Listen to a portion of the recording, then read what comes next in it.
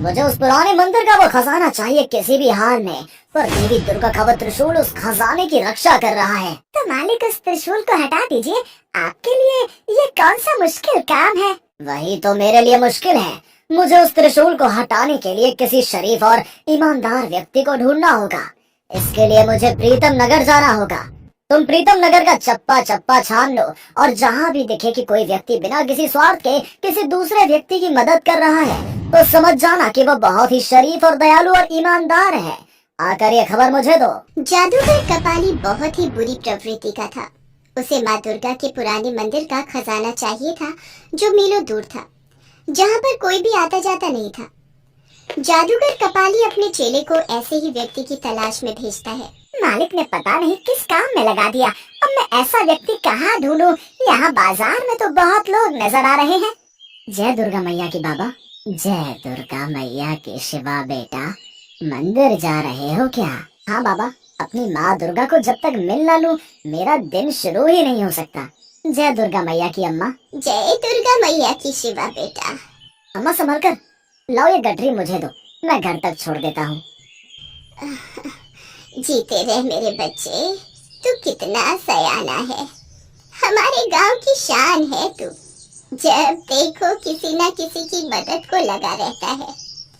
अब तो मुझे घर तक छोड़ेगा तो मंदिर को देर नहीं हो जाएगी। कोई बात नहीं अम्मा, मैं ये गठरी आपके घर पर रखता हुआ मंदिर चला जाऊंगा। आप धीरे धीरे घर पहुँचो। ये लड़का बहुत काम का है, मालिक को जाकर इसके बारे में बताऊंगा। पहले इसके बारे में जान लेता हूँ। अरे सुनो भैया, ये लड़का जो अभी यहाँ से गया है, ये कौन है?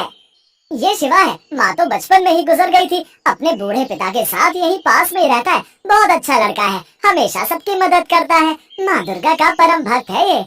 जल्दी से मालिक के पास पहुँचता हूँ, मेरा काम तो हो गया। चेला जादूगर कपाली के पास पहुँचता है और उसे शिवा के बारे में सारी खबर देता है। बहुत बढ़िया किया, अब ये शिवा ही मुझे खजाने तक पहुँचाएगा। जादूगर कपाली प्रीतम नगर पहुँचता है और शिवा के घर का पता ढूंढकर उसके घर जाता है। अच्छा, तो अब शिवा के दूर के मामा लगते हैं। बहुत खुशी हुई आपसे मिलकर। मुझे गायत्री ने एक बार जिक्र तो किया था कि उसके एक भाई दूर रहते हैं। तभी तो मैं गायत्री बहन की शादी में पहुंच नहीं पाया था। अब इतनी दूर से आने में कई महीनों गुजर जाते हैं। मैं तो गायत्री बहन से मिलने आया था, पर गायत्री के देहांत के बारे में सुना तो बड़ा दुख हुआ। शिव 4 साल का था तो गायत्री बीमारी से इस दुनिया को छोड़कर चली गई। तब से शिवा को मैं माँ और पिता दोनों बनकर पाल रहा हूँ। अब आप शिवा की कोई चिंता मत करो, मेरा कारोबार दूर तक फैला हुआ है, इसीलिए मैं शिवा को लेने आया हूँ। मेरे साथ व्यापार करेगा तो खूब पैसे कमाएगा। ये तो बहुत अच्छी बात है। अपने मामा के पास रुककर शिवा काम धंधा करेगा तो इससे बड़ी और क्या बात होगी। शिवा भी आ गया। बापू, ये माँ दुर्गा के मंदिर का प्रसाद। ला बेटा दे, इन्हें भी प्रसाद दे बेटा। प्रसाद? कोई नहीं, मैं बाद में ले लूंगा। अभी थोड़ा पान वगैरह ले लूँ। मैंने आपको पहचाना नहीं। आप कौन हैं? शिवा बेटा, ये तेरे मामा जी हैं, गायत्री के चचेरे भाई हैं। तुझे अपने साथ लेने आए हैं।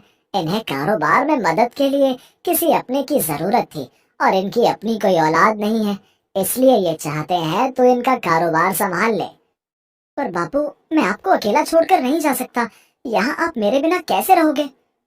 अरे तू कभी कभी बीच में मुझसे मिलने आ जाया करना, पर ये अच्छा मौका हाथ से मत गवा बेटा।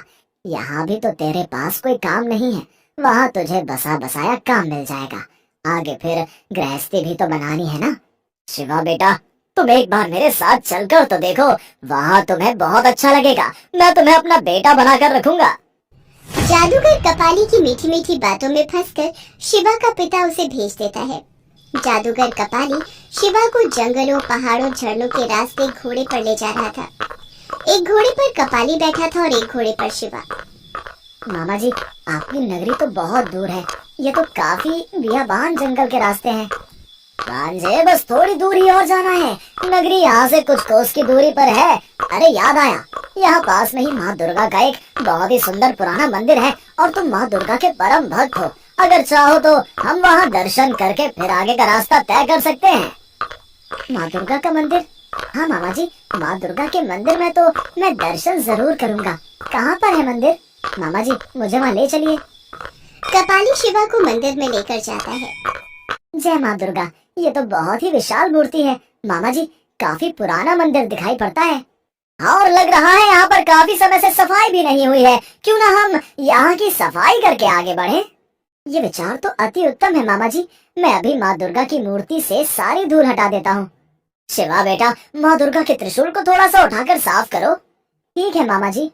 शिवा जैसे ही माँ दुर्गा के त्रिशूल को उठाता है, अचानक से मंदिर हिलने लगता है और बिजली कड़कने लगती है। त्रिशूल के नीचे एक तहखाना था जिसमें से चमकदार रोशनी बाहर आने लगती है।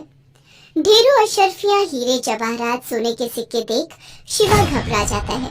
उसकी आंखें चकाचौंध हो जाती हैं। मामा जी ये खजाना किसका है, वो भी इतना सारा? शिवा बेटा, लगता है कि माँ दुर्गा के मंदिर का खजाना है। अगर हम इसे यहाँ ही छोड़कर ऐसे चले गए तो चोर डाकू इसे लूट कर ले जाएंगे। हम एक काम करते हैं, इस खजाने को बोरियों में भर लेते हैं और फिर यहाँ से लेकर गरीबों में बांट देंगे। शायद आप ठीक कह रहे हो मामा जी। माँ दुर्गा का आशीर्वाद समझकर हम इस खजाने को ले चलते हैं, गरीबों के काम आ जाएगा। शिवा बेटा, मैं तहखाने में नहीं जा सकता।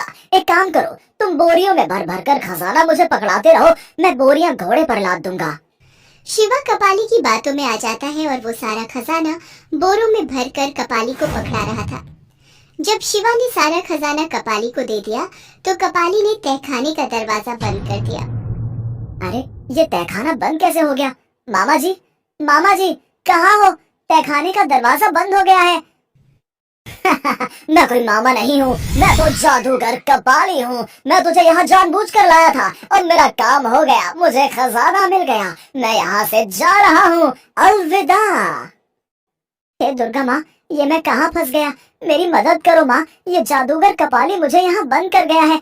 माँ मेरी सहायता करो, नहीं तो ये जादूगर भाग जाएगा। हे दुर्गा माँ, मदद करो। जैसे ही शिवा माँ दुर्गा का ध्यान करता है, माँ दुर्गा की मूर्ति हिलने लगती है।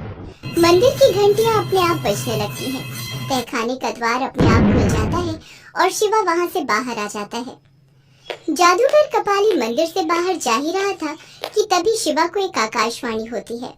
शिवा, इस त्रिशूल की सहायता से जादूगर कपाली का वध करो। इसने मेरे इस खजाने को पाने के लिए बहुत से निर्दोष प्राणियों को मृत्यु के घाट उतारा है। शिवा माँ दुर्गा के त्रिशूल को हाथ में लेता है और जादूगर कपाली के सीने में ठोक देता है। जादूगर कपाली वहीं मर जाता है और उसका शरीर राख बन जाता है। तभी वहां देवी दुर्गा प्रकट होती हैं। शिवा, तुम मेरे परम भक्त हो। आज तुमने अत्याचारी जादूगर कपाली का वध करके मेरे मंदिर के इस खजाने को बचाया है। अब इस खजाने को प्रीतम नगर के राजा भान सिंह को सौंप दो। वो गरीबों की सहायता के लिए इस खजाने का उपयोग करेंगे। मेरा आशीर्वाद सदैव तुम्हारे साथ है। शिवा, मेरी कृपा तुम पर बनी रहेगी। माँ दुर्गा, आपके दर्शन करके मैं धन्य हो गया माँ। इसके पश्चात माँ दुर्गा अंतर ध्यान हो जाती है। शिवा सारा खजाना लेकर राजा भान सिंह के पास पहुंचता है और उन्हें सारी बात बताता है। राजा भान सिंह शिवा की ईमानदारी पर बहुत प्रसन्न होते हैं और माँ दुर्गा का आशीर्वाद मानकर सारे खजाने को गरीबों की सहायता में लगा देते हैं। शिवा का पिता भी अपने बेटे के सकुशल लौटने से बहुत खुश था। राजा भान सिंह शिवा की ईमानदारी देखकर अपने राजमहल में ही उसे नौकरी पर रख लेते हैं और माँ दुर्गा के आशीर्वाद से शिवा अपने पिता के साथ खुशी खुशी रहने लगता है।